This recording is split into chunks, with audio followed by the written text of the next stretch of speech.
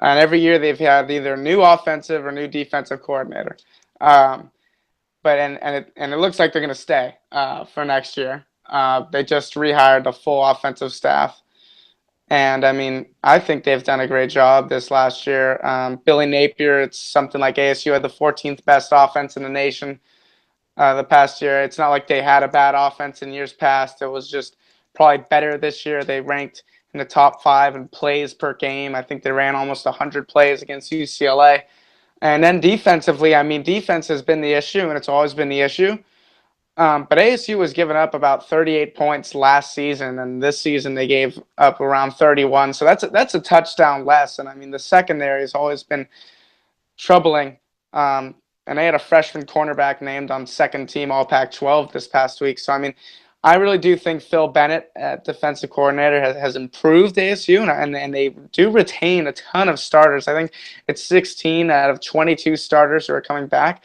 So, I mean, Herm Edwards, he's kind of set with his guys and his coaches. He just needs to make something happen. I don't think that he's coming into Tempe with a team who's struggling. I think that this team has identified themselves and can do some big things next year with Todd Graham or Herm Edwards or whoever they have. Josiah Destin joins us from House of Sparky, the SB Nation platform for Arizona State athletics. Herm Edwards in play. Finishing up, as I understand it, at ESPN on Friday, and then taking over the full reins of the Arizona State football program. I got to tell you, Josiah, that Arizona State being generally a fringe top 25 program, but falling off to 4-8 in 2016, and then getting off to the 1-2 start were kind of off my radar. But before I knew it, winning games, the one that comes to mind and the one that I watched was, of course, the upset against Washington at home. But even before that, defeating Oregon, that turned out to be a decent team at 7-5, playing within 10 points of Stanford, then finishing off the season with a 7-5 record, 6-3 in the Pac-12, second place in the Pac-12 South, and defeating your rivals who had a pretty good season themselves.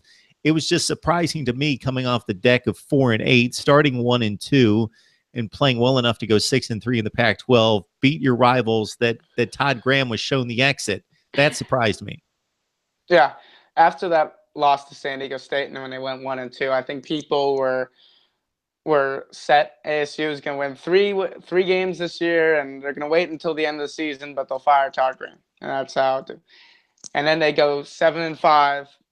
Everyone's happy, win the Territorial Cup, and then they fire Todd Graham. I mean, and you just think about it, it's something that Ray Anderson had to have thought about before the season even started is, are we going to keep this coach? They didn't extend his contract for the first time in 5 seasons, and really, I'm sure he had Herm Edwards in mind after they beat Washington even. I mean, it was something that was going to happen at the end of the season no matter what. They did have big wins. They beat Washington. They beat Oregon. They beat Utah. They creamed Utah on the road. And that was probably the best performance of the season, holding a team to 10 points in their own house. But, I mean, I think it's the loss to UCLA that really kicked Todd Graham out. I mean, if 8-4 it looks a lot better than 7-5, 6-6. Because if you're 7-5, 6-6, that's middle of the pack. But 8-4 is really another level. I mean, you got a chance to be ranked. And I mean, that was really the game. They lost by a touchdown, But it's not like ASU had a bad season. And if I remember correctly, the UCLA game, Arizona State raced off to a pretty good lead in that game, like 14-0. Yeah, 14-0, and then Rose Bowl.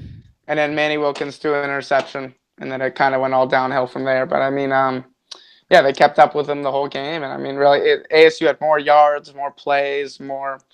It was really a game where they outplayed UCLA. It was just a couple things didn't go right.